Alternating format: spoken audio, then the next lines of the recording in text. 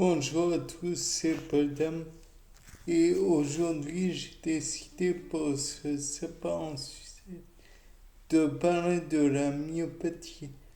Donc la myopathie est une maladie du système neuromusculaire.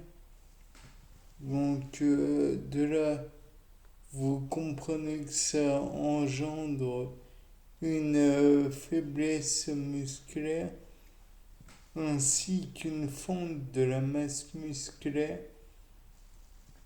Par la suite, on peut envisager aussi qu'il y a différentes formes de myopathie dont les mécanismes sont naturellement différents. Les myopathies sont des maladies, comme je disais précédemment, neuromusculaires qui engendrent la dégénération et ça se dit dégénération. Bon, on va dire du tissu musculaire. Elles peuvent être dues à des mutations génétiques. Donc, vous vous rappelez, base pyramidale, base purique, ou même carrément un codon qui est modifié en un autre, ou d'autres problèmes du genre. S'il n'y a pas de délétion, s'il n'y a pas d'inversion, de, que sais-je encore, de substitution ou même d'addition. Bien, c'était le petit point génétique et donc cela pourrait être responsable d'un déficit enzymatique, responsable lui-même ou engendré plutôt par donc une dégénération ou une intoxication ou une inflammation. Donc les symptômes, j'imagine que vous comprenez qu'il y a une faiblesse musculaire, mais en plus, donc une grande fatigue, parce que je vous rappelle que si vos muscles doivent faire beaucoup d'efforts pour peu d'effets, ça va être tout difficile. La marche et la course sont rendues difficiles puisque tout de même, pour marcher et pour courir, il faut faire de la synchronisation des mouvements musculaires.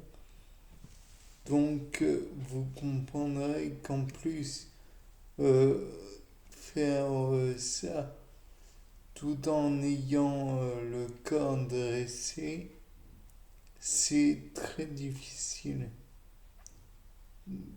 Douleur, les bras et les cuisses sont rendus très douloureux, faiblesse motrice et des difficultés à effectuer des gestes de la vie quotidienne. C'est une évidence, rien que ne serait-ce que se mouvoir devient dur. Donc, un peu au même titre que la sclérose en plaques, bien que cela ne soit pas du tout, mais alors pas du tout la même chose. La sclérose en plaques, c'est juste la gaine de myéline qui est détruite par le système immunitaire. Là, c'est carrément un autre problème.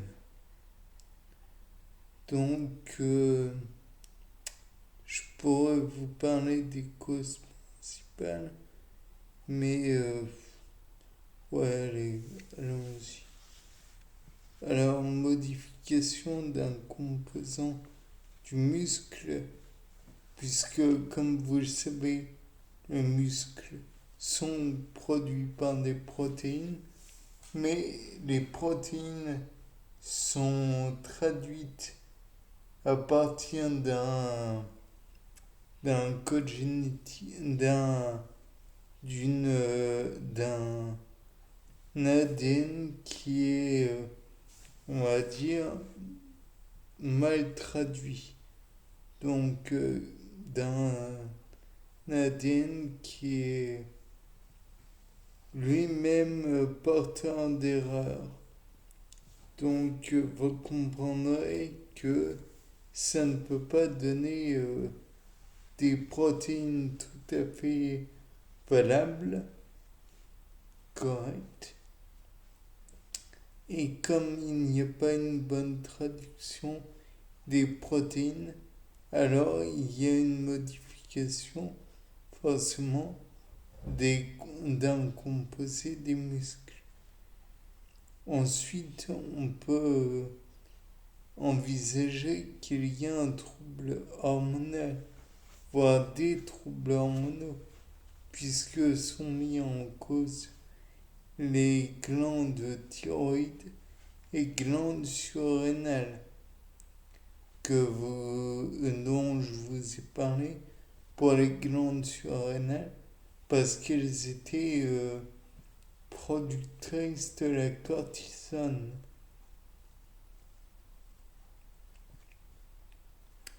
Et enfin, ça peut être dû à des infections qui empêchent les muscles de fonctionner correctement. Bien sûr, il y a tout un tas d'essais cliniques en cours. Mais avant de parler d'essais cliniques, on peut parler des traitements et je tiens à dire que les maladies neuromusculaires qui sont responsables d'une dégénérescence du tissu musculaire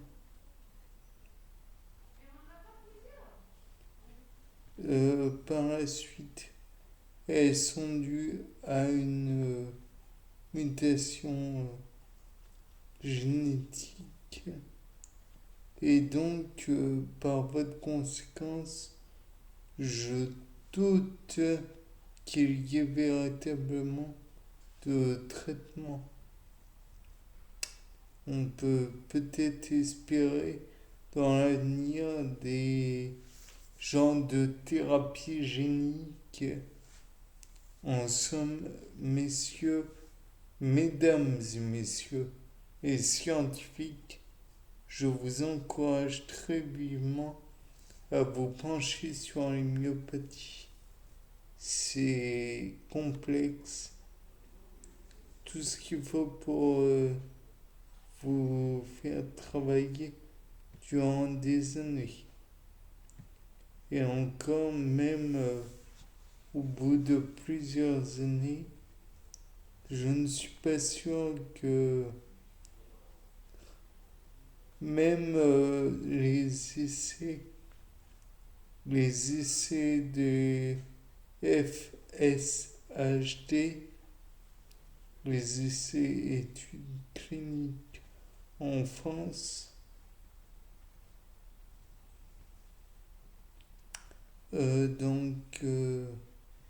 pour évaluer les effets de candidats médicaments, pour obtenir des validations sur les médicaments.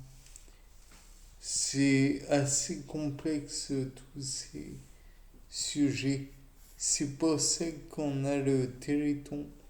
Pensez bien que les maladies telles que la myopathie sont des maladies très dures à supporter au quotidien. C'est donc des maladies qu'il faut, comment dire, où il faut prolonger la recherche.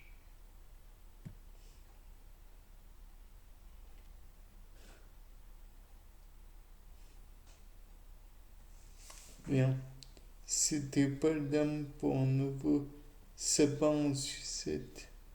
Au revoir.